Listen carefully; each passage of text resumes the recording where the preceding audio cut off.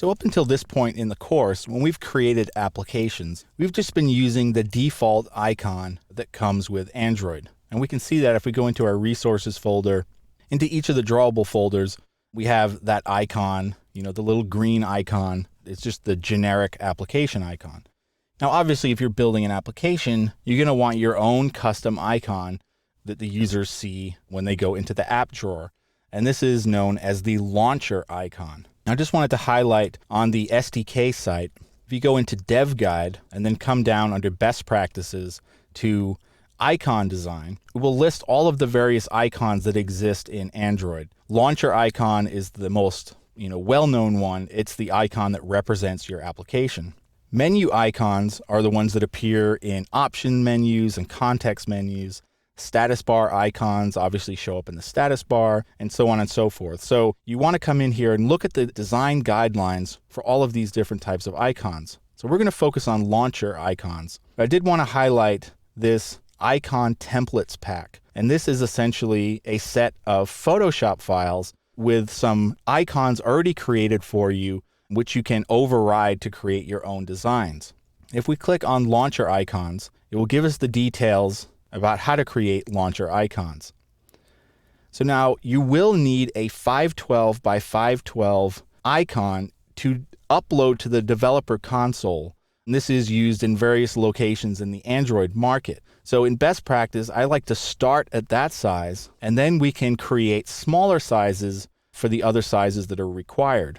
And here it will give you some information about recommended styles and approaches to creating icons. But you can see we're going to have to create 3 sizes in addition to the 512 pixel one. For the high density screens, we're going to want to create one that's 72 by 72. For the medium DPI, it's going to be 48 by 48. And then for low DPI screens, 36 by 36. Now, probably wondering, why couldn't I just put the high density one in there?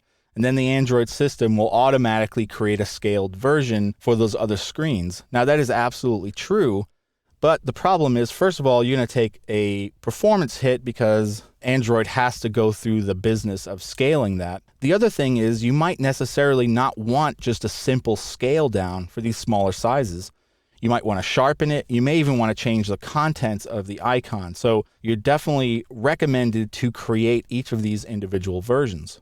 Now, if you look in the exercise files in the assets folder, you'll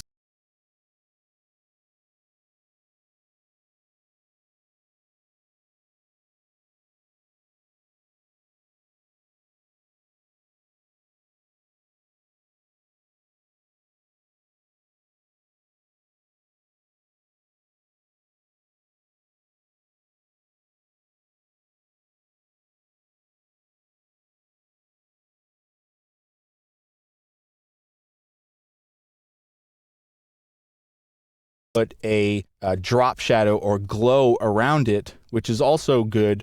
It will help it to pop out depending on what the background is on the user's phone. And then we have another layer here called example content, which just has the letter A in here. And it has a light theme and a dark theme. But we're just going to use the light theme. So what we're going to want to do is we're going to want to first save out a 512 by 512 version of this. I'm not going to do it here because it's not really important to the project. That is for when you're actually going to want to upload your application to the Android market. What we are going to want to do is to create those various icon sizes. So what I'm going to do is I'm going to go to image size, and we're first going to create the high DPI icon, and this is going to be 72 by 72. And now we can look at that. Okay, that looks pretty good. We can actually turn off the guides so we can see it a little bit better. So that looks good to me. So I'm going to go File, Save for the Web. Now this is important because if you just save it as a PNG, normally it will put some metadata in there that you don't really want to have in there. So you want to do Save for the Web. Okay, so from here I'm going to want to choose PNG so I get a nice alpha channel. And I'm going to click Save.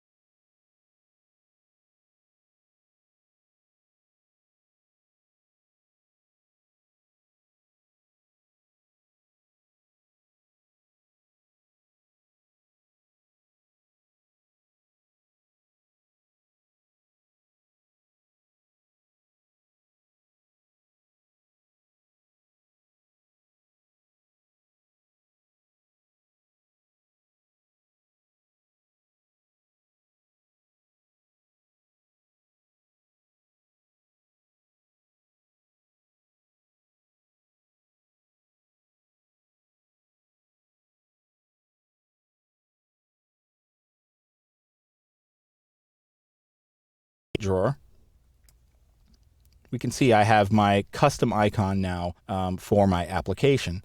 Remember, it's showing because I'm emulating a high DPI device. And this is where it's handy to actually create different emulators for different screen densities, and we can see how the icon will look on a medium density screen and a low density screen. So at this point, basically I want to go through and create the other sizes. So I'm going to go to image size. I'm going to create one 48 by 48, and that still looks good. Files, save for the web, PNG again. And now I want to save this into the medium DPI directory. So I'm going to overwrite that. And then lastly, I'm going to create the low DPI one, which is 36 by 36. And at this point, these are actually vectors, so they're actually scaling down really nicely. But let's say this looked a little blurry. Well, I could come in and I could tweak this so it looked good at this smaller size. I don't have to do it here, but I'm just going to save this out into the low DPI folder. We'll replace that.